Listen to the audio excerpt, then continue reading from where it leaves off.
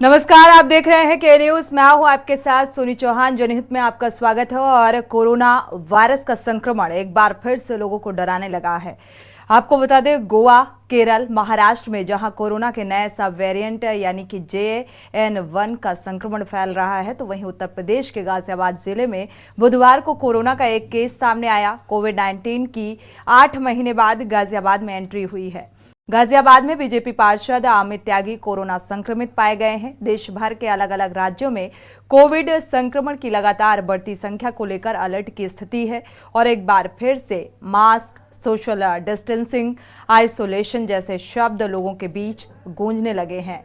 आपको बता दें कि नए वेरिएंट को देखते हुए चंडीगढ़ प्रशासन ने बड़ा फैसला लिया है और राज्य में चंडीगढ़ में मास्क की वापसी हो गई है। यानी कि चंडीगढ़ में आप लोगों को मास्क लगाए हुए देख सकते हैं। लोगों को भीड़भाड़ वाले इलाके में मास्क पहनने की सलाह दी गई है और साथ ही लोगों से भीड़भाड़ वाले इलाकों से बचने की भी हिदायत दी गई है। अस्पताल जाने वाले मरीज और उनके तीमारदारों को मास्क पहनना अनिवार्य कर दिया गया है। बुखार, जुकाम और सांस लेने में तकलीफ जैसे सिम्टम्स अगर दिखाई देते हैं तो इसके बाद तुरंत डॉक्टर को दिखाना भी जरूरी होगा। और अगर कोई व्यक्ति कोरोना पॉजिटिव पाया जाता है तो उसे तुरंत 7 दिन के लिए खुद को आइसोलेट करना होगा। ये अनिवार्य है। चंडीगढ़ प्रशासन ने लोगों के लिए हिदायतें जारी कर दी है।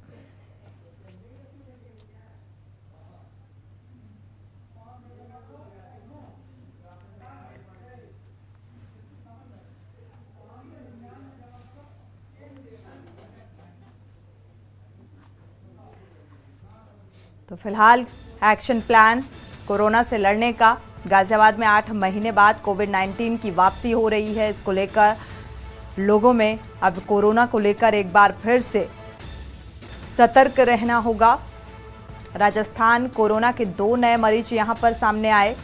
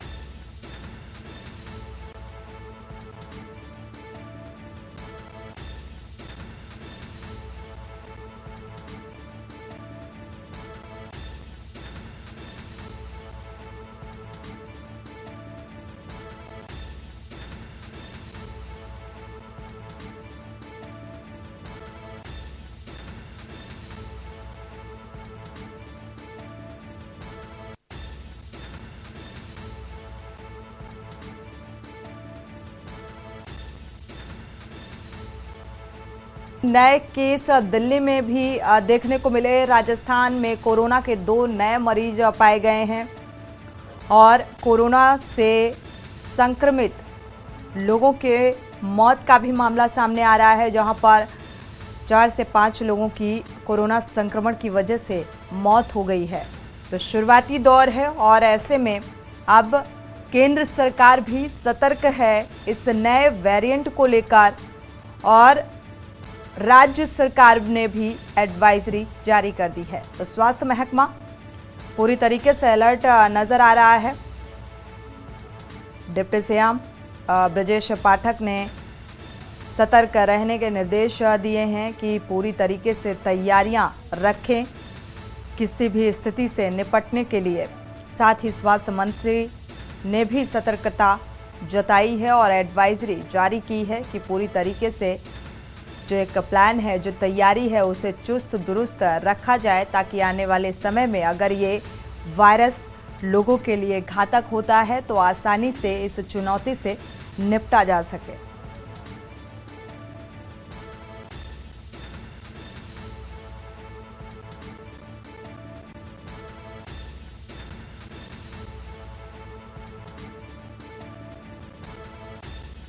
की वापसी और जिस तरीके से मरीज सामने आ रहे हैं,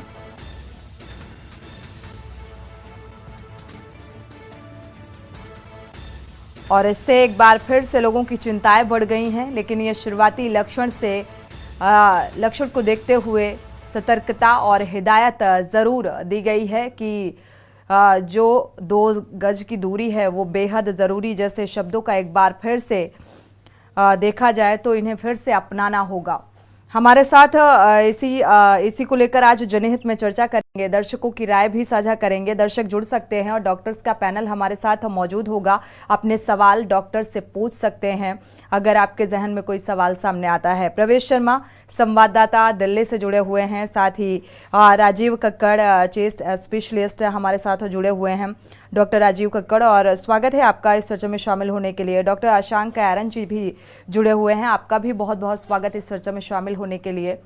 शुरुआत कर लेते हैं प्रवेश से, क्योंकि दिल्ली की स्थिति को लेकर अगर बात की जाए तो यहाँ पर 1-2 मरीज सामने आ रहे हैं। प्रवेश, क्या कुछ व्यवस्थाएं फिलहाल स्वास्थ्य प्रबंधन की नजर आ रही हैं? बिल्कुल, देखिए मैं आपको बता दूं कि देश में दबे पांव से जो है कोरोना जो है एंट्री कर रहा है। कहीं ना कहीं जिस तरीके से आंकड़े सामने आ रहे हैं उसको देखकर तो यही लग रहा है कि कोरोना की दस्तक फिर से जो है भारत में दिखाई देने लगी है। मैं आपको बता दूं, कल इसी संदर्भ में मनसुख मांडविया केंद्रीय स्वास्थ्य मंत्री है, उन्होंने एक वर्चुअल बैठक भी की थी जिसमें उन्होंने सभी राज्यों के स्वास्थ्य अधिकारियों के साथ बैठक की थी और उसमें विशेष तौर पर ये उन्होंने जो सूचना की या बात करें अलर्ट जारी किया था कि सभी आंकड़ों पर नजर रखें, सभी राज्य अलर्ट रहे और अगर किसी भी तरीके से ये बढ़ता है तो उसको लेकर वो तैयार रहे। और साथ ही सबसे बड़ी बात मैं बता दूं कि केंद्रीय स्वास्थ्य मंत्री ने एक मॉक ड्रिल करने की बात कही है। अगर हालात बिगड़ते हैं तो उसकी तैयारी पहले से की जाए ताकि उसके लिए अस्पताल प्रबंधन हो चाहे आम नागरिक हो वो तैयार हो। अगर स्थिति बिगड़ती है तो एक मॉक ड्रिल के थ्रू पता करें, देखने की या जांचने की कोशिश करें कि उसके हालात से निपटने के लिए वो अस्पताल प्रशासन को बात करें। आम जनता तो लगेगा भैया, 15-20 मिनट लगेगा। दूसरी बड़ी बात गाड़ी का खराब है, तरीके से आंकड़े सामने आ रहे हैं। देखिए चंडीगढ़ में मास्क को अनिवार्य कर दिया गया है। गाजियाबाद में बीजेपी के पार्षद जो है अमित त्यागी, उनको कोरोना पॉजिटिव हो गया है। लेकिन उसमें सबसे बड़ी बात जो निकल कर आ रही है, उनकी जो हिस्ट्री निकल कर आ रही है, बताया जा रहा है कि वो दुबई से लौट कर आए थे। लेकिन मेरा आज सबसे बड़ा सवाल यही है, देखिए जिस तरीके से इंटरनेशनल फ्लाइट अभी भी सुचारू रूप से आ जा रही है, कोई किसी प्रकार की कोई सख्ती नहीं है या बैन नहीं है, ये कहीं ना कहीं एक चिंता का विषय जरूर बनेगा। जी बिल्कुल प्रवेश, जिस तरीके से आपने कहा कि वो दुबई से वापसी की, उन्होंने बीजेपी पार्षद का अगर जिक्र किया जाए यहाँ पर तो वो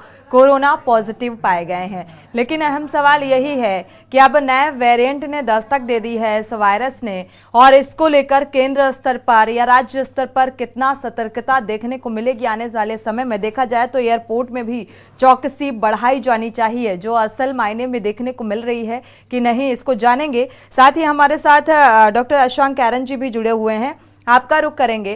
डॉक्टर अशांक एरन जी, अगर देखा जाए इस वायरस को लेकर हम पहले भी इस पर चर्चा कर चुके हैं और शुरुआती दौर को लेकर जैसा कि डॉक्टर्स का जो पैनल हमारे साथ मौजूद था, यही बात निकलकर सामने आ रही थी कि इतना डरने की ज़रूरत नहीं है, इतना पैनिक होने की ज़रूरत नहीं है। और देखते ही देखते आपने देखा कि केरल से अब मरीज भारत में भी देखने को मिले। जिस तरीके से चाहे दिल्ली की बात करें या और जगहों से, कई जगहों से, दिल्ली से सटे गाजियाबाद की बात करें तो कई ऐसे मरीज जो कोरोना पॉजिटिव पाए गए। जी बिल्कुल, ये थोड़ा सा ये आपके न्यूज़ चैनल में बिल्कुल सही एक बात उठ रही है कि जो इंटरनेशनल फ्लाइट्स हैं उनको हम वहाँ पे आने वाले कुछ लोगों को हमें क्वारंटाइन कर सकते हैं, उनकी हम टेस्ट करा सकते हैं। इसमें थोड़ा सा सरकार हर बार पीछे रही है। हालांकि ये वेरिएंट इतना ज़्यादा मतलब अभी इसके में पैनिक की जरूरत नहीं है, क्योंकि इसके बारे में बहुत सारी जानकारी अभी निकलना बाकी है और जिन जगहों पे ये फैल रहा है उन जगहों पे भी इसने इतना ज्यादा तबाही नहीं मचाई है। लेकिन हाँ, फिर पुराने कुछ वेरिएंट्स जो कितने समय से शांति के बाद थोड़ा सा एक डिफरेंट इसका टाइप है, जो कि हो सकता है कि जिसमें एक पोटेंशियल है। हर बार एक्चुअली यही होता है कि एक पोटेंशियल होता है और अगर डर फैलता है और बाद में पता लगता है कि वो ओमिक्रॉन के टाइम पे भी यही हुआ था कि वो नहीं करने में सक्षम है। लेकिन हाँ, अगर इसमें सरकार अपनी तरफ से कुछ थोड़ा सा और कर सकती है तो ये है कि जो इंटरनेशनल फ्लाइट से जो यात्री आ रहे हैं उनको क्वारंटाइन और उनके टेस्ट किए जा सकते हैं। और कई कंट्रीज में ये कोरोना के टाइम पे भी लागू था, जब हमारी कंट्री में इतना ज्यादा इसको स्ट्रिक्टली नहीं लिया गया था शुरू में। तो शुरुआत में कोई भी ऐसा नया वेरिएंट आता है तो पूरी कंट्री में फैलने का डर रहता है तो एटलीस्ट इंटरनेशनल फ्लाइट्स में ये ऐसा किया जा सकता है। ये बात पहले भी हमारे न्यूज़ चैनल पे हमने उठाई है, तो सरकार को इसका और थोड़ा ज़्यादा ध्यान देना चाहिए। बिल्कुल।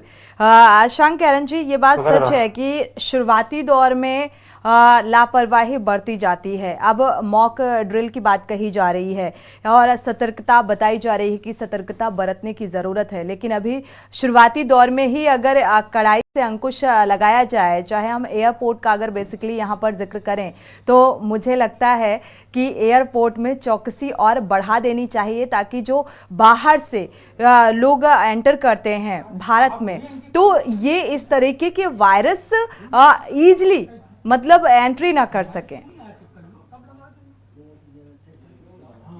क्योंकि बाद में तो बहुत मुश्किल हो जाता है जब ये एक पर्टिकुलर आदमी है, वो एयरपोर्ट से निकल के जब अपने घर तक आता है, तो फिर तो वो पता नहीं कितने लोगों के कांटेक्ट में आ जाता है। उसके बाद तो उसको रिवर्स कांटेक्ट ट्रेसिंग के जरिए जो है इतने सारे लोगों को ट्रेस करना पड़ता है, और फिर जैसे कोरोना के टाइम पे हो रहा था, तो ये शुरुआत में जब इंटरनेशनल फ्लाइट्स में ही अगर हम इसकी सावधानी बरतें तो ये ज्यादा अच्छा है। बिल्कुल। हमारे साथ इसी बीच एक दर्शक प्रेम जी चेन्नई से जुड़ चुके हैं। स्वागत है आपका प्रेम जी, अपनी राय अपना सवाल पूछ सकते हैं जी। मैं तो बोलता हूँ कि यूपी में एक बहुत बड़ा इवेंट होने जा रहा है, जिसके हम सबको शामिल होने की इच्छा व्यक्त करते हैं, क्योंकि यूपी में जो ये सुरक्षा की व्यवस्था है ये बहुत कमजोर है। तो मैं तो चाहूंगा कि सभी पैनल के डॉक्टर्स को कि वो कम से कम हमारे सीएम साहब को इतनी हिदायत दे कि हमारा 20 तारीख का जो बहुत बड़ा फंक्शन है यूपी में बहुत आराम से गुजर जाए। और क्या बोलना है, और तो जो आएगी कोरोना की महामारी देखी जाएगी। बिल्कुल। शुक्रिया प्रेम जी हमारे साथ जुड़ने के लिए, क्योंकि दर्शक भी इस बात को जानना चाहते हैं कि अगर नया वेरिएंट ये सामने आया है, हालांकि देखा जाए जिस तरीके से जो कोरोना का दौर रहा या जिसे भारतवासियों ने पूरे देश ने झेला, और अब एक बार फिर से कोरोना का ये नया वेरिएंट सामने आया, तो इसको लेकर जो बेसिक चीज़ें हैं उन्हें ऑलरेडी लोग फॉलो करना शुरू कर देते हैं, या छोटे छोटे जो प्रिकॉशंस होते हैं उन्हें लेना शुरू कर देते हैं। लेकिन कौन सी ऐसी स्टेज होती है जब ज़्यादा सतर्क होने की ज़रूरत पड़ जाती है या ज़्यादा सतर्क रहना ज़रूरी होता है, ये बहुत ज़रूरी हो जाता है। हमारे साथ लखनऊ से संवाददाता मोहम्मद शोएब जुड़े हुए हैं। एक बार राजधानी लखनऊ का जिक्र कर लेते हैं और वहां का हाल जानते हैं कि आखिर किस तरीके की व्यवस्थाएं या सतर्कता देखने को मिल रही है। मोहम्मद शोएब।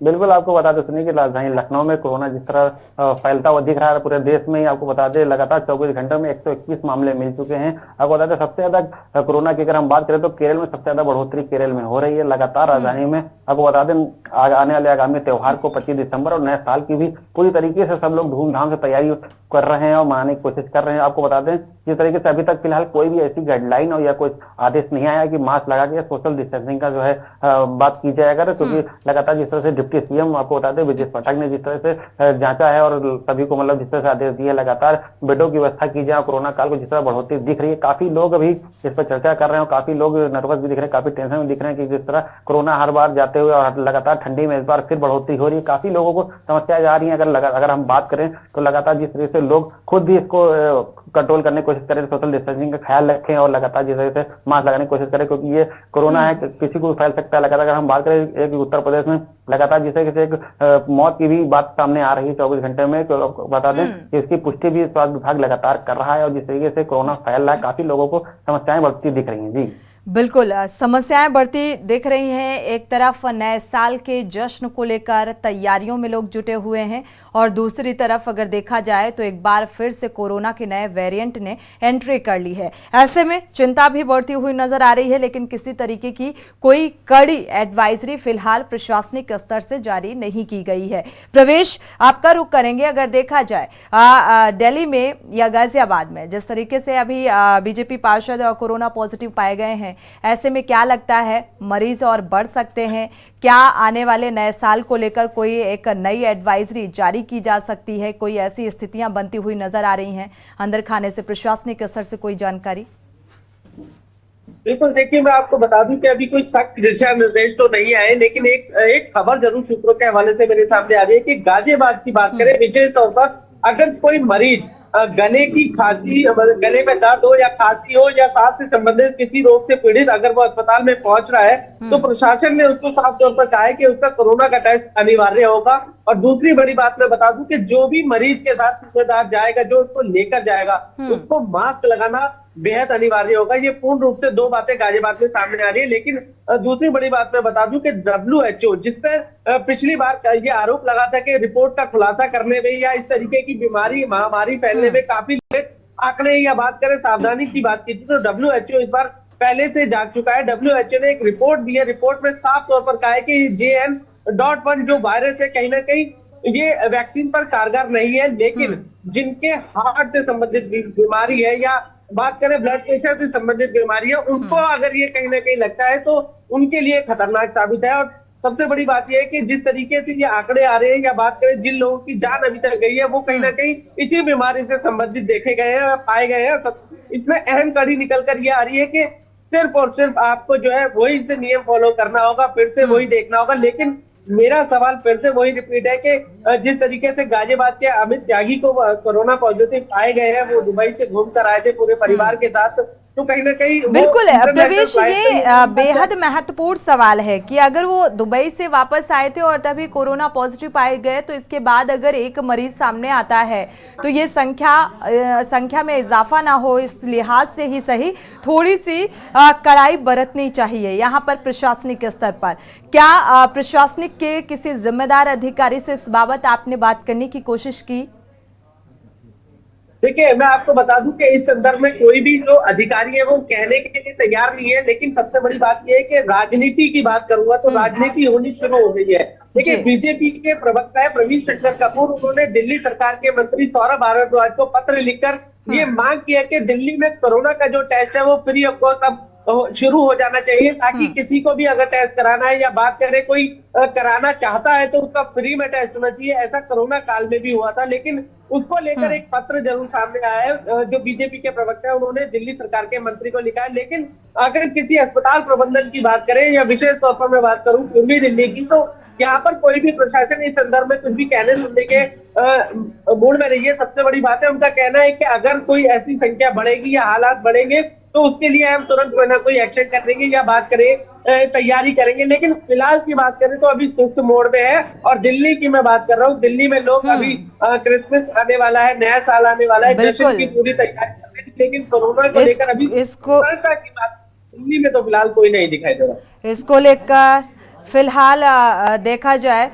इसको लेकर हम वापस चर्चा जारी रखेंगे। जनहित में हम बात कर रहे हैं कोरोना के नए वेरिएंट को लेकर, नए वायरस को लेकर। डॉक्टर्स का एक पैनल भी हमारे साथ मौजूद है और जानेंगे कि क्या कुछ शुरुआती लक्षण और कितना सतर्क रहने की जरूरत है। जिस तरीके से केरल में कई सारे मरीज सामने आए। एक दर्शक इसी बीच जुड़ चुके हैं, कानपुर से सुरेश अवस्थी, राय साझा कर लेते हैं, सवाल पूछ सकते हैं आप।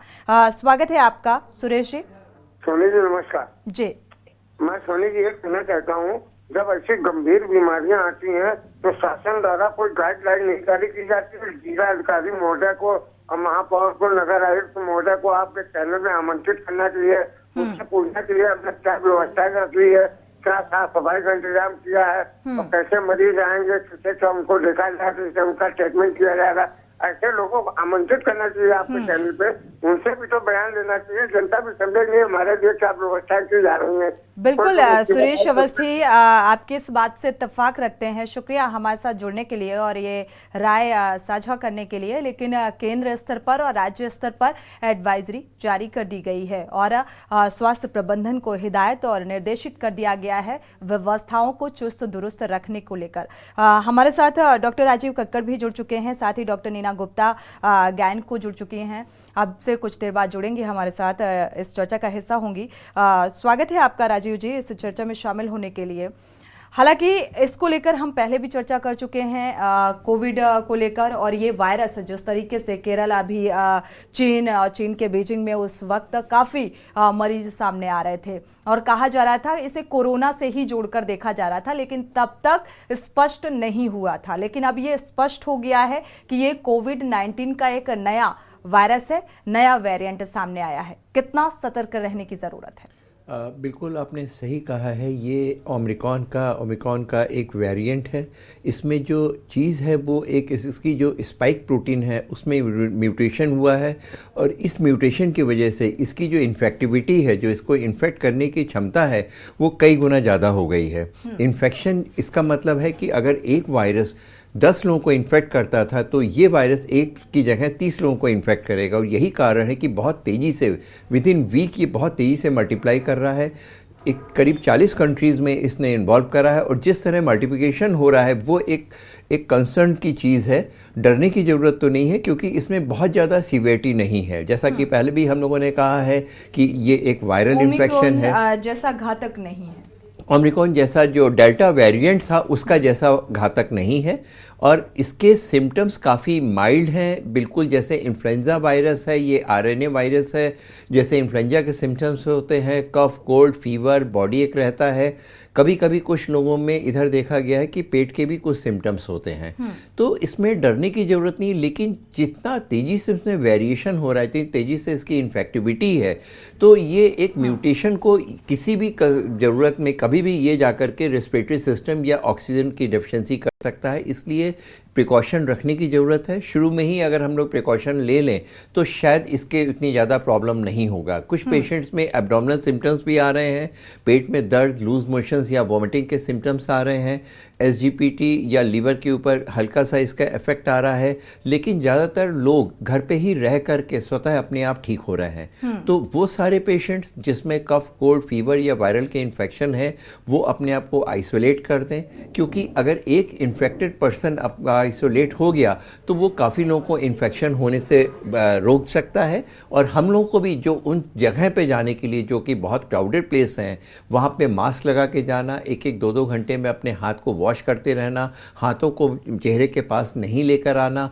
ये सारे प्रिकॉशंस अब लेने की ज़रूरत है। और स्पेशली वो लोग जो कि इम्यूनो कॉम्प्रोमाइज़ हैं, डायबिटिक हैं, जिनको कोमॉर्बिड कंडीशंस हैं, उनको विशेष तौर पर प्रिकॉशन लेने की ज़रूरत है। बिल्कुल।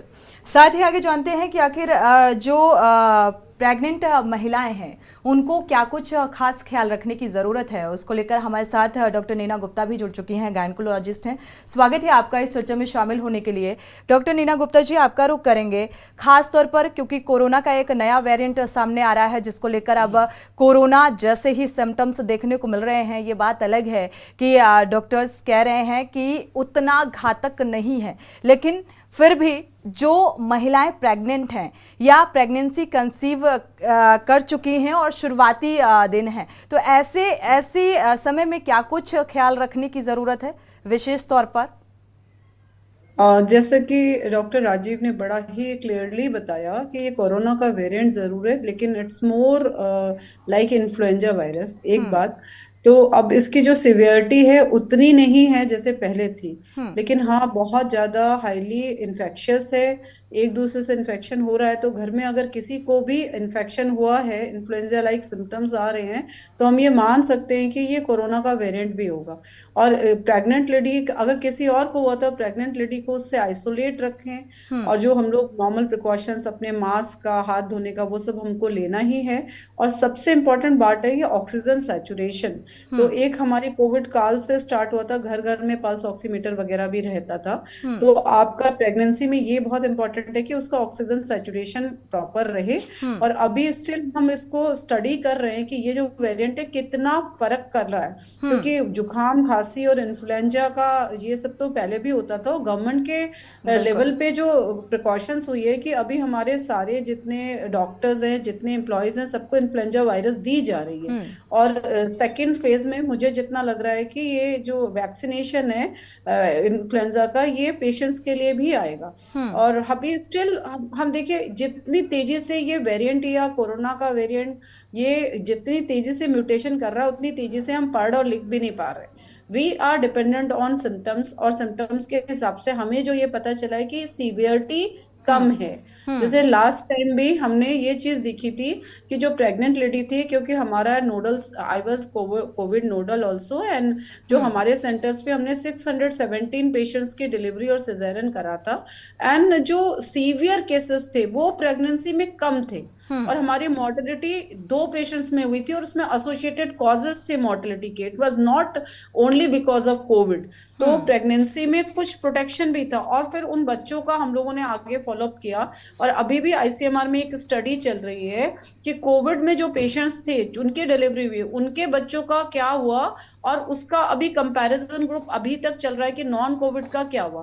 तो जो जिस समय कोविड बहुत सीवियर था उस समय भी प्रेगनेंसी में वो रिलेटिवली सीवियर केसेस हमने कम देखे हैं और अभी जब ये इन्फ्लुएंजा जैसा है तो हम ये उम्मीद करते हैं कि हमारे प्रेग्नेंट लेडीज को इतना फर्क नहीं पड़ना चाहिए। ओनली द मैटर इज कि कुछ पेशेंट्स में हमने अभी भी अपने वार्ड्स में देखा है कि वो नॉर्मल इन्फ्लुएंजा जैसे सिम्टम्स लेके आए and they got the saturation उनका 98 से 94% आ गया। तो हमारा क्योंकि oxygen is a very important thing, oxygen और आपका ग्लूकोज कार्बोहाइड्रेट बेबी के लिए ये 2 चीजें होती है। तो ऑक्सीजन सैचुरेशन पे हम स्पेशली फोकस कर रहे हैं कि क्या प्रॉब्लम होगी और जो पेशेंट्स को ऐसे सिम्टम्स आ रहे हैं उनका हम कोविड टेस्ट के लिए भी भेजने की वो तैयारी रख रहे हैं। बिल्कुल, हमारे साथ डॉक्टर अशांक कैरन जी भी जुड़े हुए हैं, आपका रुख कर लेते हैं। डॉक्टर अशांक कैरन जी, देखा जाए तो हालांकि ये कहा जा रहा है कि इतना घातक नहीं है ओमिक्रॉन जैसा, अगर पहले कोरोना काल का जिक्र करें जो फेस किया उतना नहीं है, लेकिन फिर भी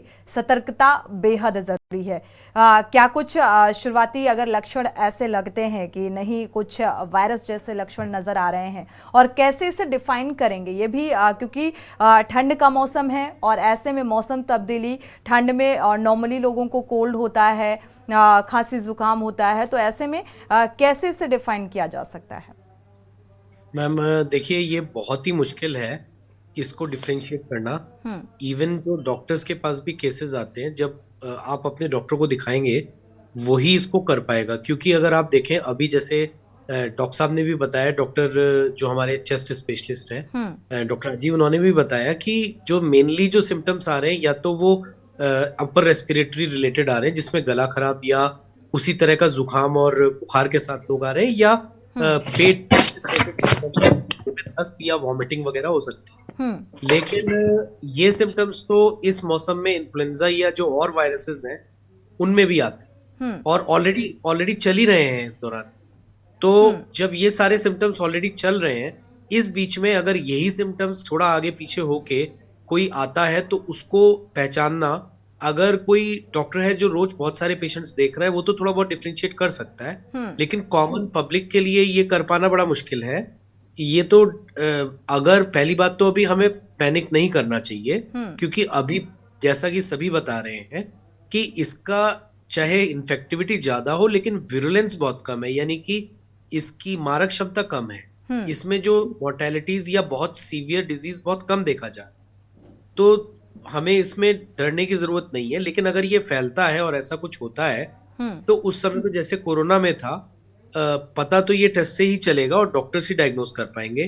फिलहाल के लिए ये जरूरी है कि हम लोगों को जो एक हर इस तरह की बीमारी के लिए हमेशा हमें पता है, mask, social distancing, crowded places को अवॉइड करना, और ये सब चीजें ज्यादा इंपॉर्टेंट है। और वैसे अगले 15 दिन 1 महीने में ये क्लियर हो जाएगा, जैसा कि और देशों में देखा गया है ना, ये इतने दिनों से मतलब ये चल रहा है। अगर कोई इसकी मारक क्षमता ज्यादा होती तो अब तक वहां पे केसेस दिखने लगते हैं। तो इसलिए हमें पॉजिटिव रहना चाहिए इस सेंस। बिल्कुल पॉजिटिव रहना चाहिए, लेकिन देखा जाए अभी केरल से शुरुआत होती है और इसके बाद कई सारे मरीज भी, मतलब केरल में सबसे ज्यादा अभी तक पाए गए हैं और कई लोगों की मौत की भी खबर सामने आ रही है कि 4 से 5 लोगों की इस संक्रमण के चलते मौत भी हो गई है। तो इसलिए भी ये चिंता का विषय बन जाता है कि अगर शुरुआती दौर में ही इस पर अंकुश पा लिया जाए तो बेहतर रहेगा। हमारे साथ हमारे संवाददाता भी जुड़े हुए हैं, मोहम्मद शोएब का रुख कर लेते हैं, लखनऊ से जुड़े हुए हैं। मोहम्मद शोएब, देखा जाए अभी जो अस्पताल प्रबंधन का यहाँ पर जिक्र करें, लगातार स्वास्थ्य मंत्री भी सक्रिय नजर आ रहे हैं, ऑडिट का भी निर्देशित किया गया है, साथ ही जो व्यवस्थाएं हैं उनको चुस्त दुरुस्त रखा जाए। लेकिन राजधानी लखनऊ से जो पीजीआई की ये घटना सामने आई उसने कई अहम सवाल खड़े कर दिए व्यवस्थाओं को लेकर। तो फिलहाल क्या जो व्यवस्थाएं हैं वो चुस्त दुरुस्त हैं इस वायरस से निपटने के लिए? बिल्कुल सोनिया, आपको बता दें जिस तरीके से पीजीआई की घटना हुई थी उसके बाद में डिप्टी सीएम सख्त नजर आए थे। उसके बाद उन्होंने सभी को आदेश दिया था कि जिस तरीके से स्वास्थ्य विभाग काम कर रहा है, सभी अस्पतालों को चेक किया जाए, उनमें जो भी कमियां हैं वो दूर की जाए। जिस तरीके से ये वायरस फैलता हुआ दिख रहा है, लगातार इस पर एक्शन लिया जा रहा है। और एक बैठक अभी आपको बता दें कि इस पर अगर हम गाइडलाइन करें नए साल को और 25 दिसंबर की जो तैयारियां हैं, जो जश्न मनाते हुए लोग नजर आ रहे हैं, जो तैयारियां कर रहे हैं, इस पर लखनऊ कमिश्नरेट ने एक आदेश तो दिया है कि पुलिस से अनुमति लेकर ही कुछ फंक्शन किया जाएगा या फिर जो है कोई प्रोग्राम किया जाएगा। उससे पहले 25 दिसंबर 1 तारीख इसका परमिशन लेकर ही प्रोग्राम किया जाएगा कि या तो कोई होटल हो या कोई टेंट लगा के कोई काम करो या तो किसी फंक्शन के, अगर वो फंक्शन है कहीं पे डीजे लगा होगा तो उसकी अनुमति लेना अनिवार्य हो गया है। आपको पता है राजधानी लखनऊ में। और उसके बाद अगर कोरोना के अस्पतालों की बात करें, लगातार इस पर एक्शन लिया जा रहा है। डिप्टी सीएम लगातार ब्रजेश पाठक इस पर कार्रवाई करते नजर आ रहे हैं कि सभी अस्पतालों को निर्देश दिया गया है कि सभी को चेक करें। चेक करने के बाद में जो भी उसमें कमियां पाई जाती है उन्हें दूर करें। और जिस तरह से कोरोना काल की लड़ने की अगर हम बात करें तो लगातार जनता है, जनता को खुद ही कहा गया है कि लगातार जनता को खुद ही मास्क लगा के और सोशल डिस्टेंसिंग का जो है पालन करना चाहिए, खुद को सेफ रखना चाहिए। जैसे डॉक्टर साहब ने भी बताया कि मुंह धुलना चाहिए, मुंह धुलते धुलते हाथ धुलना चाहिए थोड़ी थोड़ी देर पर। बिल्कुल, कोरोना काल ने ये तो सिखा दिया सभी को, आम जनमानस शायद ये बहुत अच्छे से समझ चुका है कि हमें शुरुआती जो प्रिकॉशंस हैं वो क्या कुछ लेने चाहिए। 2 गज की दूरी बेहद है ज़रूरी, मास्क बेहद ज़रूरी हो जाता है, हैंड वॉश करना, सैनिटाइज़र का इस्तेमाल करना, ये सारी चीज़ें छोटी छोटी चीज़ें हैं जो बेहद ज़रूरी हैं और ये मुझे लगता है हर किसी को पता है। एक बार दिल्ली का रुख कर लेते हैं क्योंकि नए साल का आगाज और एक बार फिर से कोरोना के नए वेरिएंट के साथ हो रहा है, यानी कि नए साल के जश्न को लेकर तैयारियां एक तरफ चरम पर और उससे पहले 25 दिसंबर की, तो इसको लेकर क्या कुछ हलचल दिल्ली वासियों में देखने को मिल रही है। ये डर तो नहीं सता रहा कि कहीं ऐसा ना हो फिर लॉकडाउन जैसी स्थिति बन जाए या कोई नई एडवाइजरी लागू कर दी जाए तो हम सेलिब्रेशन अच्छे से ना कर पाए। प्रवेश, बिल्कुल, देखिए मैं आपको बता दूं कि दिल्ली वासियों की बात अगर आप करेंगे तो दिल्ली में किसी भी प्रकार की कोई भी पैनिकपन नहीं है, किसी प्रकार की कोई समस्या नहीं है। लोग अपने जश्न की पूरी तैयारियों में जुटे हुए हैं, कोई प्रशासन का अलर्ट नहीं है, किसी प्रकार का मैं कहूंगा कि कोई सख्ती का नियम नहीं है। लोग अपने जश्न में लगे हुए। मैं आपको बता दूं कि 25 दिसंबर करीब है और उसके बाद नया साल है, तो दिल्ली वासी अपने पूरी तैयारियों में लगे हुए हैं। नए साल का जश्न जो है मैं आपको बता दूं अभी से शुरुआत हो चुकी है, बाजारों में रौनक दिखनी शुरू हो गई है। और विशेष तौर पर मैं बता रहा हूं कि अभी भी लोगों को जो कोरोना की जो बात चल रही है उसको लेकर मीडिया रिपोर्टों को सिर्फ देख रहे हैं, फिलहाल उसको वॉच कर रहे हैं, लेकिन उसको लेकर सतर्कता की जो बात करें या बात करें कि वो अपने आप को संभालने की कोशिश करें, भीड़ भाड़ से बचने की कोशिश करें। जबकि दिल्ली के कई बड़े डॉक्टर हैं जिन्होंने साफ तौर पर ये सलाह दी है कि अगर आप भीड़ भाड़ से बचेंगे तो वो आपके लिए सुरक्षित रहेगा। लेकिन दिल्ली की बात करें तो विशेष तौर पर दिल्ली में ऐसा अमूमन देखने को तो कुछ भी नहीं मिल रहा है। जी शुक्रिया प्रवेश इस तमाम जानकारी को साझा करने के लिए। साथ ही मोहम्मद शोएब आपका भी बहुत बहुत शुक्रिया ये जानकारी साझा करने के लिए व्यवस्थाओं को लेकर। हमारे साथ एक दर्शक इसी बीच जुड़ चुके हैं, सुशील जी, स्वागत है आपका, अपनी राय साझा कर सकते हैं, साथ ही आपके जहन में अगर कोई सवाल है तो आप पूछ भी सकते हैं। मैं गिरीश शुक्ला बोल रहा हूँ। जी गिरीश जी, माफ कीजिएगा जी। हाँ, मैं गिरीश शुक्ला बोल रहा हूँ। मैं ये कहना चाहता हूँ कि मैं प्रधानमंत्री जी का ध्यान आकर्षित करना चाहता हूँ कि जब देश भर में ये चीज फैल रही है तो प्राइमरी स्टेज पे ही हम मास्क को देश में अनिवार्य करें। सड़क पर निकलने के लिए मास्क अनिवार्य कर दिया जाना चाहिए। और आप जो खान पान के हमारे स्टॉल वगैरह चल रहे हैं सड़कों पर इधर उधर, उन पर थोड़ा ध्यान दें कि साफ सुथरे रहें और लोग सड़क पे होकर खड़े होकर ना खाएं, अपने घर ले जाएं, खाएं और साफ सुथरा रहने की कोशिश करें। और इसमें प्रदूषण ऑलरेडी नॉर्थ इंडिया में है जाड़े की वजह से, तो मास्क में कोई दिक्कत नहीं है। मास्क लिए अनिवार्य करे सरकार, अगर वो चाहते हैं कि हमें और स्थिति बिगड़े, जब बिगड़ जाएगी तब कर्फ्यू लगाना पड़े, इससे अच्छा है कि हम मास्क लगाएं। और पहले भी कोई चीज काम नहीं करी थी, सिर्फ मास्क ही एक ऐसा था जिससे आदमी की कुछ रक्षा हुई, बाकी सारे सब साधन बेकार थे और कोई साबित नहीं हुए कि हाँ ये कुछ करते हैं। मास्क से कुछ रक्षा हुई, आदमी की सांस में गंदगी कम गई और वो लोग रक्षित हुए। तो मास्क को अनिवार्य करे देश की सरकार। हर सड़कों पर, हर चौराहों पर आपको निकलना है तो मास्क से ही जाना है, ऐसे हम जाने नहीं देंगे। ये व्यवस्था अभी से क्यों नहीं कर देती है? बिल्कुल, कुल मिलाकर गिरीश जी आपके हिसाब से कड़ाई यानी कि अभी शुरुआती दौर में ही बढ़ती जानी चाहिए। शुक्रिया हमारे साथ जुड़ने के लिए और ये राय साझा करने के लिए। डॉक्टर राजीव जी, आपका रुख करेंगे। अभी 25 दिसंबर का सेलिब्रेशन और नया वायरस, इसका डर, बेसिक चीजें सभी को पता है कि हमें क्या कुछ एहतियात बरतनी है, लेकिन इन जश्न को लेकर, इन सेलिब्रेशन के साथ साथ इस भीड़ भाड़ वाले इलाके में किस तरीके से अपने आप को प्रोटेक्ट रख सकें, इसको लेकर क्या कुछ आप कहेंगे? बिल्कुल सही बात है कि जश्न का समय है, 25 का है, उसके बाद न्यू ईयर का है, लोग इसको मनाएंगे, लेकिन कुछ प्रिकॉशन लेने के लिए है। गवर्नमेंट के ऊपर हर चीज़ नहीं डाली जा सकती है। गवर्नमेंट आपके आकर के मास्क नहीं लगाएगी, इतना तो हम लोग सभी को मालूम है कि अपना प्रोटेक्शन कैसे करना है। अगर हम लोग कोई पार्टीज़ हो रही हैं, सेलिब्रेशन है, हम ये नहीं कह रहे कि आप सेलिब्रेट मत करिए, सेलिब्रेट करिए, ओपन में करिए, ओपन में जाइए जहाँ पे प्रॉपर वेंटिलेशन हो। अगर कोई भी कमरा बहुत बहुत कंजेस्टेड है, वहाँ एसी चल रहा है, टेम्परेचर रेगुलेशन के लिए सारे विंडोज़ बंद हैं, तो वहाँ पे इन्फेक्शन के ज़्यादा चांसेस हो जाते हैं।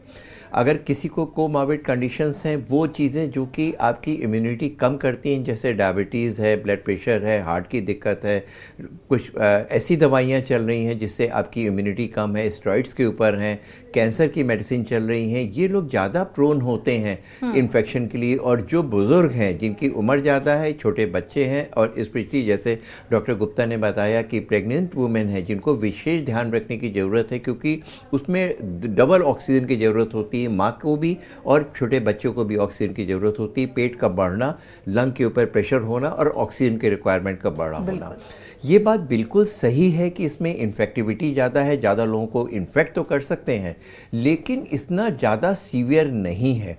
लेकिन अगर हम लोग को प्रॉपर मॉनिटरिंग की ज़रूरत है। वो सारे पेशेंट अभी वहाँ पे साउथ में कोची में एक सर्वे करा गया, तो जिनको कफ कोल्ड था उसमें देखा गया कि जो उनके टेस्ट करे गए उसमें 30% ऐसे लोग थे जिसमें कोविड पॉजिटिव आया।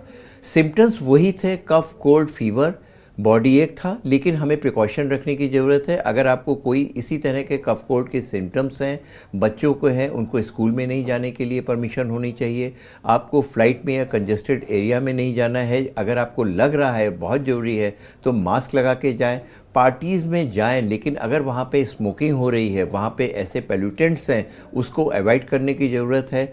एटलीस्ट हम लोग पार्टी तो करें, कोई ज़रूरी नहीं है कि वहाँ पे स्मोक भी करें। आग जलेगी न्यू ईयर पे तो ओपन में जले, उसी कमरे में अगर आग भी जलेगी, स्मोक भी करेंगे, ड्रिंक्स भी लेंगे, लेट नाइट हम लोग जंक फूड भी खाएंगे, तो ये मान के चलिए आपको कोविड हो या ना हो, और भी बीमारियां हैं जो आपको हो सकती हैं। स्पेशली वो लोग जो कि एस्थमेटिक हैं, जिनको सांस की दिक्कत है, जिनको रिपीटेडली प्रॉब्लम होती है, पोल्यूशन बढ़ रहा है, टेम्परेचर फॉल करा हुआ है, ऐसे मौसम में COPD के पेशेंट बढ़ते जा रहे हैं, सांस के अटैक होते जा रहे हैं। ऐसे में आपकी लोकल इम्यूनिटी, यानी जो सांस की नलियां हैं, उसकी जो लोकल इम्यूनिटी है वो काफ़ी कम होती है। ऐसे में कोई भी वायरल इन्फेक्शन, स्पेशली कोविड का जो वेरिएंट है, अगर वो आपके इन्फेक्ट करता है तो इसमें कोई ज़रूरी नहीं है कि आपको लंग की या कोई रेस्पिरेटरी प्रॉब्लम नहीं होगी। निमोनिया आ रहे हैं, अभी भी आ रहे हैं, ICU में एडमिशन्स हो रहे हैं।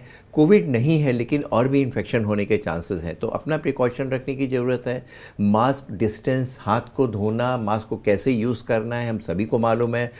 K90 कब लगाना है, कंजेस्टेड एरिया में, स्पेशली जो हॉस्पिटल वर्कर हैं, जो पोल्यूटेंट्स के ऊपर है, जो सिपाही लोग हैं, जो कि ओपन में पोल्यूशन के एरिया में ज़्यादा ट्रैफिक के जो सिपाही लोग हैं, उन लोगों को स्पेशली प्रिकॉशन लेने की ज़रूरत है। तो प्रिकॉशन करें, एंजॉय करें, एंजॉय करने में कोई बुराई नहीं है, लेकिन अपने आप को, अपने फैमिली मेम्बर्स को प्रोटेक्ट करके रखें। बिल्कुल, ये प्रोटेक्शन, ये प्रिकॉशंस बेहद ज़रूरी हो जाता है जो डॉक्टर साहब ने बताए।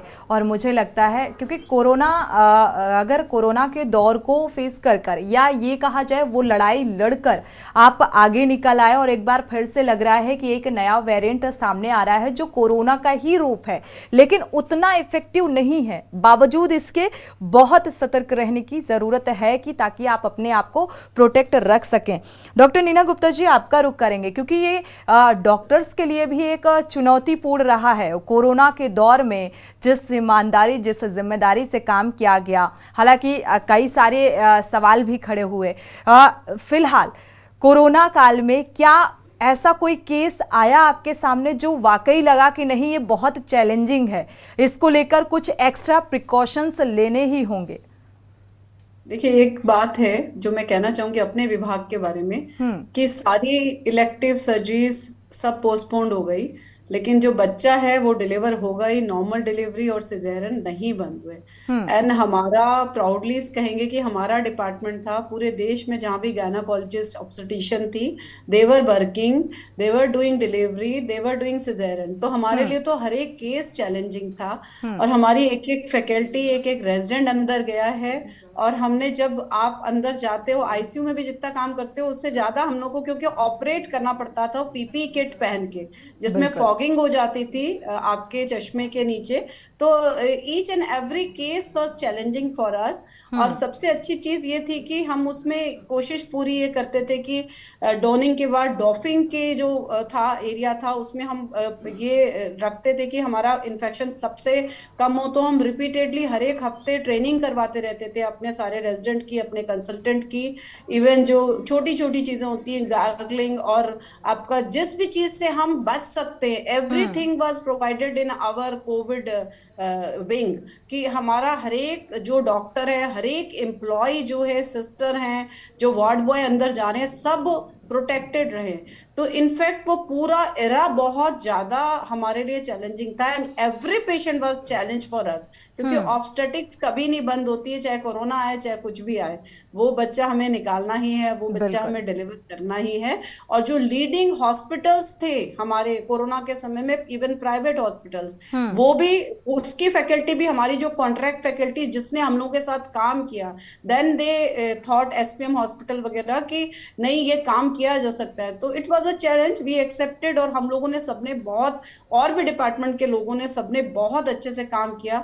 इवन सर्जरी डिपार्टमेंट में भी जब सर्जरी होनी थी तो हम लोग की ओटी इतनी इक्विप्ड थी कि हमारे यहाँ आके भी ऑपरेशंस होते थे। तो होपफुली हम सोचते हैं कि ये कोरोना इतना इन्फेक्टेड और वो नहीं रहेगा।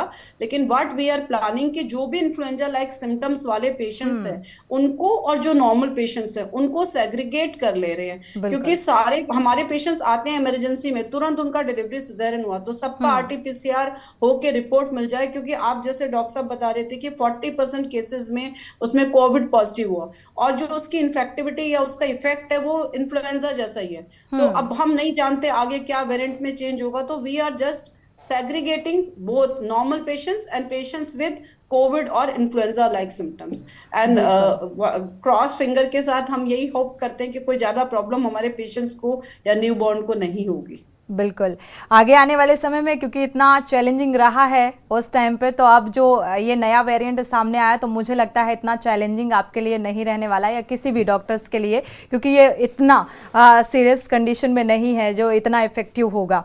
हमारे साथ डॉक्टर अशांक एरन जी भी जुड़े हुए हैं। डॉक्टर अशांक एरन जी, खास तौर पर एक दर्शक भी जुड़े थे जिन्होंने साफ सफाई का जिक्र किया कि बाहर जो स्टॉल्स लगाए जाते हैं या जिनमें खड़े होकर लोग खाना खाते हैं या कुछ भी स्नैक्स या फास्ट फूड, अब खाने पीने को लेकर कितनी एहतियात बरतने की ज़रूरत होगी, साफ सफाई को लेकर कितना सतर्क रहने की ज़रूरत होगी? देखिए, मैं तो कहूँगा हमेशा ही खाने पीने और साफ सफाई को लेके हमें एहतियात बरतनी चाहिए। साफ सफाई तो कोरोना ही क्यों, हर बीमारी में हमें प्रोटेक्ट करेगी। और पहले तो ये नॉर्म था कि हमें फल और सब्जी छिलके के साथ खाना चाहिए, क्योंकि उससे रफे जाता है और उससे हमारा हाजमा ठीक रहता है। तो मगर अब विद टाइम जैसे जैसे पेस्टिसाइड्स की समस्या फलों और सब्जियों में बढ़ रही है, तो अब ये एडवाइस किया जाता है कि आप जो बाहरी लेयर है फ्रूट्स और वेजिटेबल्स की, उनको पील ऑफ करके आप खाएं। एक बहुत पुराना तरीका है, सोडियम हाइपोक्लोराइट में हमें फल और सब्जी बनाने से पहले उसको डुबाना चाहिए कुछ टाइम। ये तो कोरोना आने से बहुत पहले से ये चीज तो हमें स्कूलों में भी पढ़ाई जाती थी। तो वो अगर स्टार्ट हो जाए, नहीं तो एटलीस्ट हम फलों और सब्जियों को अच्छी तरह वॉश करके फिर उनको हम यूज करें। पका हुआ खाना घर का तो खैर कोई बात नहीं, लेकिन जब हम बाहर जाते हैं तो बाहर का अगर हम एक नॉर्म समझ लें कि हम कोई भी चीज गर्म लें, गर्मी में अगर एक पर्टिकुलर चीज कोई बॉयल हुई है, कोई फ्राई हुई है, तो वो गर्म चीज में सारे बैक्टीरिया वायरसेस लगभग 99% मर जाते हैं एक पर्टिकुलर टेम्परेचर के ऊपर, जहाँ पे कि जितना कि वो उसके कुकिंग में यूज होता है। तो अगर वो हम चीज गरम खा रहे हैं तो बहुत कम चांसेस हैं कि हम फूड बॉर्न डिजीजेस से कॉन्ट्रैक्ट करेंगे। तो एक नॉर्म हम बना ले, अगर हम बाहर खाते हैं तो ठंडी चीजें अवॉइड करें, गर्म चीजें गर्म जिस समय वो गर्म है उसको खाने में कोई बुराई नहीं। तो मौसम के हिसाब से जैसे अब जो चीजें हैं, ये हेपेटाइटिस वगैरह भी तभी होता है जब हम ठंडी चीजें, गन्ने का रस इस टाइप की खराब मतलब कोई ऐसी चीज है जो बासी पड़ी है या कोई साफ बर्तन में यूज नहीं हुई है। जबकि अगर कोई बिल्कुल थोड़ी तेज गर्म चीज हम खाएंगे तो अगर बर्तन भी गंदा होगा तो भी हम बच जाएंगे। बिल्कुल, ये बिल्कुल सही है। हालांकि ये सिर्फ कोरोना में ही नहीं कि कोरोना अगर आ गया या कोई नया वायरस इस तरीके का एंट्री किया तो हम सतर्क हो जाएं। हालांकि ये सतर्कता हमेशा ही ज़रूरी होती है एक स्वस्थ रखने के लिए अपने आप को। हमारे साथ डॉक्टर राजीव कक्कड़ जी भी लगातार जुड़े हुए हैं। राजीव जी, इम्यूनिटी को लेकर लोग बेहद सतर्क हो जाते हैं जब नए वायरस का जिक्र होता है, और के न्यूज़ का मकसद ये बिल्कुल नहीं है कि पैनिक हो या इसको लेकर कोई दहशत का माहौल फैलाना हो। हालांकि इन सब बातों को नज़रअंदाज करके मकसद सिर्फ यही है कि लोगों को ज़्यादा से ज़्यादा अवेयर किया जा सके, ताकि लोग छोटे छोटे जो प्रिकॉशंस हैं उन्हें लेकर या अपनी इम्यूनिटी को कैसे स्ट्रॉन्ग कर सके, यही एक मकसद है। राजीव कक्कड़ जी, इम्यूनिटी स्ट्रॉन्ग को लेकर आपने देखा होगा पिछले कोरोना काल में भी लोगों ने घरेलू काढ़ा वगैरह का बहुत ज़्यादा इस्तेमाल किया, या इम्यूनिटी को कैसे स्ट्रॉन्ग किया जाए इसको लेकर बहुत सतर्क नजर आए। तो इस बार भी इम्यूनिटी से जुड़ा हुआ अगर कोई आपके जहन में है तो आप हमारे दर्शकों को ज़रूर बताइए कि कैसे इम्यूनिटी को अपने पूरे सिस्टम को स्ट्रॉन्ग कर सकते हैं। जी, इम्यूनिटी या प्रतिरोधक क्षमता, कोई भी इन्फेक्शन होता है वो इस बात पे डिपेंड करता है कि उस वायरस या बैक्टीरिया की कितनी मारने की क्षमता, वेरिलेंस क्या है, और आपका रेजिस्टेंस यानी प्रतिरोधक क्षमता क्या है। प्रतिरोधक क्षमता बढ़ाने का सबसे उचित चीज़ ये है हमारा खान पान, हमारी एक्सरसाइज।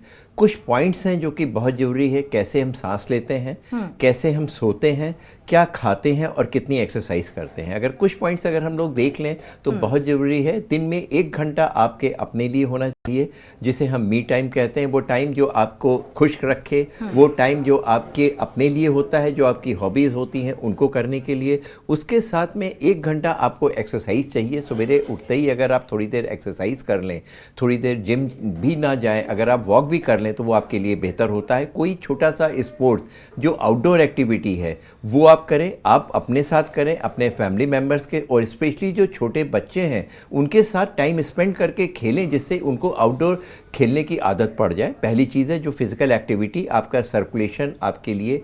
दूसरी जो सबसे अहम चीज़ है वो आपकी नींद। सोने के लिए एडल्ट को 7 से 8 घंटे, बच्चों को 10 घंटे 12 घंटे उनकी एज के हिसाब से। रात का सोना आपके लिए एंटीबॉडीज़ प्रोड्यूस करता है, किलर सेल्स बनाता है, जो न केवल आपके इम्यूनिटी को करता है, जो इन्फेक्शंस होते हैं उनको मारता है, चाहे वो बैक्टीरियल इन्फेक्शन हो चाहे वायरल इन्फेक्शन हो। आपकी वेलबींग अच्छा रखता है, बॉडी को प्योरीफाई करता है, सारे दिन आपका मूड ठीक रखता है। तीसरी चीज़ जो बहुत अहम है वो सांस लेने का ढंग। अगर हम सांस प्रॉपर 1 मिनट में 4 और 6 बार लें, जब आप एंग्जाइटी पे होते हैं, दौड़ रहे होते हैं, तो आप मुंह से सांस लेते हैं, जल्दी जल्दी सांस लेते हैं, वो आपको स्ट्रेस में प्रोड्यूस करता है। 3 तरह की सांस होती है, जल, वायु, अग्नि। अगर आप वॉक भी कर रहे हैं या सांस ले रहे हैं तो अपने सांस को स्लो डाउन कर दें। योगा कहता है कि जितना कम आप सांस लेंगे, जितने कम धीरे धीरे सांस लेंगे, उतने ही ज़्यादा समय तक आप जिंदा रहेंगे। योग कहता है कि 4 से 6 बार 1 मिनट में सांस लीजिए। 3 बार या 4 बार आप सांस लेते हुए और 6 या 8 बार सांस निकालते हुए करें। नाक से सांस लें, ये आपके फेफड़े के नीचे तक जाएगी, जहाँ पर ब्लड है, जहाँ पे हीमोग्लोबिन से कंबाइन करता है। शॉर्ट एंड शैलो ब्रीदिंग करेंगे, छोटी छोटी जल्दी जल्दी सांस लेंगे तो केवल इतने पोर्शन में सांस जाएगी जहाँ पे ऑक्सीजन एक्सचेंज नहीं होता है, जो कि डेड स्पेस है। अगर आप नाक से सांस लेंगे तो एक नाइट्रिक ऑक्साइड होती है, ब्लड वेसल्स को डायलेट करती है, डायफ्राम यानी नीचे तक सांस जाएगी, जहाँ ब्लड है वहाँ पे हीमोग्लोबिन से कंबाइन करेगी, ज़्यादा समय जाकर टिश्यू में डिलीवर सिस्टम बेटर रहेगा। और आपका जो लोकल सिस्टम है, सिंपैथेटिक है पैरासिम्पैथेटिक, जो आपको एंग्जाइटी देता है, हार्ट कंट्रोल करता है, वो आपको पैरासिम्पैथेटिक सिस्टम एक्टिवेट होता है, यानी आपको शांत रखता है, एंग्जाइटी कम करता है, आपका स्टेमिना बढ़ाता है। तो सांस लेने का ढंग बहुत ज़रूरी है, इसलिए आप धीरे धीरे सांस लें। जब भी एंग्जाइटी हो, अगर आपको सांस भी फूल रही है, कोशिश करिए नाक से सांस लें, मुंह से सांस लेना बंद कर दें। अगर आपका बच्चा मुंह से सांस ले रहा है तो उसकी हैबिट डालिए कि वो नाक से सांस ले। सबसे इजी मेथड है, अगर इसको ख़त्म करना है तो छोटी से कागज़ की वो पेपर लेकर के जीभ में दबा करके उसके कहिए दौड़े या वॉक करे और पेपर को गिरने नहीं दे, तो ऑटोमेटिकली वो नाक से सांस लेगा। तो सांस लेना एंड सबसे इम्पॉर्टेंट चीज़ है। दूसरी चीज़ है डाइट, पौष्टिक चीज़ें खाएं, हरी भरी चीजें चाहे फ्रेश डाइट लें। पूरी नींद और जिस तरीके से खान पान का एक विशेष ख्याल रखने की जरूरत है। आप सभी मेहमानों का इस चर्चा में शामिल होने के लिए बहुत बहुत शुक्रिया। और कहते हैं अच्छी नींद, एक्सरसाइज, जिस तरीके से डॉक्टर साहब ने बताया, अगर ये फॉलो करते हैं तो जाहिर सी बात है कोई भी वायरस जो है वो आप पर हावी नहीं होगा, बल्कि आप वायरस पर हावी होंगे। इसलिए बेहद अवेयरनेस के साथ इन सारी चीजों को करते रहिए, स्वस्थ रहिए, मस्त रहिए। इसी के साथ जनहित में फिलहाल बस इतना ही। आगे खबरों के लिए आप देखते रहिए के न्यूज़ इंडिया।